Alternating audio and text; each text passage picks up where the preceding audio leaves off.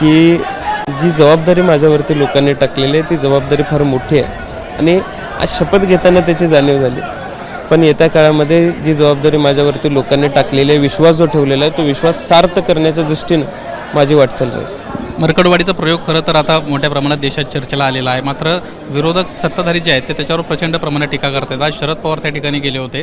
तर अनेक विरोधी पक्षातले सत्ताधारी पक्षातले लोकांचं म्हणणं आहे की कुठेतरी आता मॅन्डेट तुम्ही स्वीकारा, पराभवाच्या या भूमिकेतून बाहेर पडा आणि कुठेतरी आलेले मॅन्डेट स्वीकारा. निवडून आलेले आमदार, आमचे निवडून आलेले उमेदवार यांनी ती मागणी केलेली आहे आणि निवडून आलेल्या व्यक्तीनं मागणी केली तर तिथं घ्यायला हरकत काय आहे, असा पद्धतीचा प्रश्न जानकर साहेबांनी उपस्थित केलेला आहे. त्यामुळं माझं मत असं आहे की यामध्ये इलेक्ट्रल ओव्हरऑल प्रोसेसचा काहीच संबंध येत नाही.